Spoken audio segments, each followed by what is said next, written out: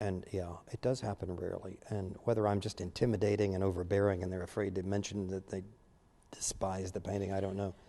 But there's a famous story of this very large, imposing Mrs. Mason. I think she was from Chicago, that Sargent painted probably at the turn of the century. And at the end of it, Mrs. Mason said to Sargent, "You know, I really don't like the mouth." And he said, "Madam, a little thing like that you can change when you get home." And she did. So the painting was called for the 1960 for the World Fair, and Sargent had to go back and repaint the mouth. So that's rather amusing. I've had suggestions about paintings or one thing or another that severely hurt my feelings.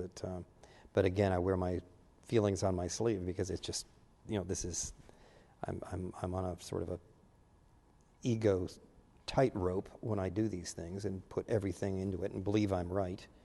And occasionally somebody has another idea. I started a big major painting in New York the other day, and the painting was just sketched in. I mean, there were slash marks and paint running, and it was just all over the place. And the husband came in and said, "Looks like she's scowling." Oh my gosh, it was amazing that he could tell where the head was at that point. So people don't understand often where things stand, and if they have some patience, usually it works out. Right after the first maybe 45 minutes, they can welcome to come around and take a look. I even find that that painting can have a kind of meter. It can have a kind of sequential focus, and it can a painting, though static in one way, can develop in the eye and view of the beholder if the painter paints it that way. And the human drama and the human story that's told in opera can really come across in paintings just as well. I know you love opera, and I know that you have painted several portraits of the great tenor Luciano Pavarotti. I wonder if you see an affinity between opera and painting, particularly portrait painting, and if you'd perhaps address that. I know you listen to opera often when you paint portraits. Well, you have a sketch I did some years ago. I'm currently painting the big one for the Metropolitan Opera.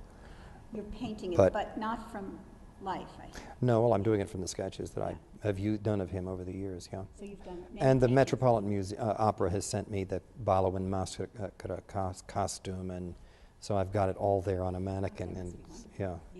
If you think about a simple painting of a simple Rembrandt, a dark background, he's created a half shadow across most of the body, of it, let's say half length.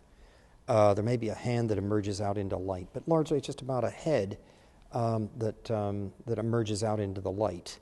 And you have this person with the psychological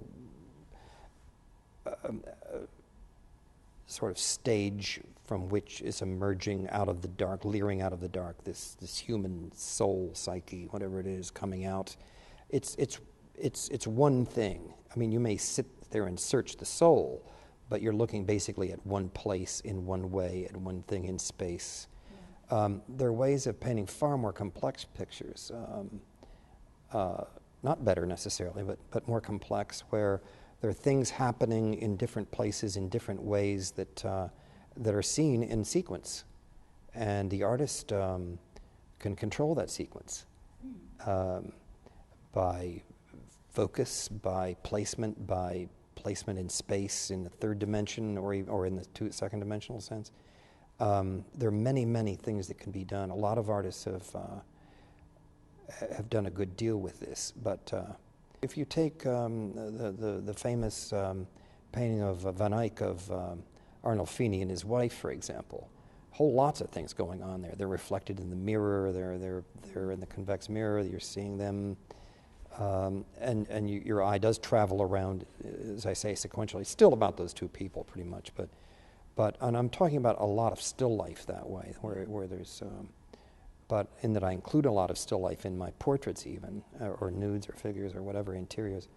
Why I play this game a lot of choosing how I want the viewer's eye to travel around the picture. I mean, I'm not likely to put an apple in the foreground and fuzz out the sitter, or throw the sitter out of focus. But there are it can vary. It can vary. And still, the person has to be the main thing for the most part. No, I wouldn't say that.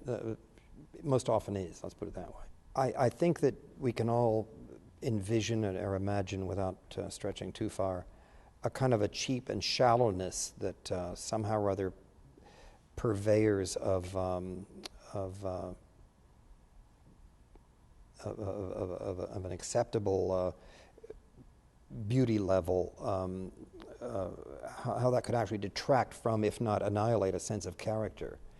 And anybody that's been deprived of a sense of character in a painting or a portrait or in any way has been sadly diminished, and the thing lacks humanity. Well, if it lacks humanity, if it lacks a soul, if it lacks depth, if it lacks a sense of the real person as opposed to this brushed over, airbrushed fantasy, why then I think it's a loser. And I can't go there. I can't allow myself to do that. I think that, there are commercial art forms of the past certainly that do that, and we can accept that for fun. But it's only for that. It's amusing, perhaps, or it fits that less than deep context in which it's portrayed. But no, I find that showing the character that someone has is the highest level I can attain. You did a painting of Pope John Paul II that received a lot of acclaim. And I wonder what it was like to paint the Pope and what it was like to speak to him, what you spoke to him about when you painted him.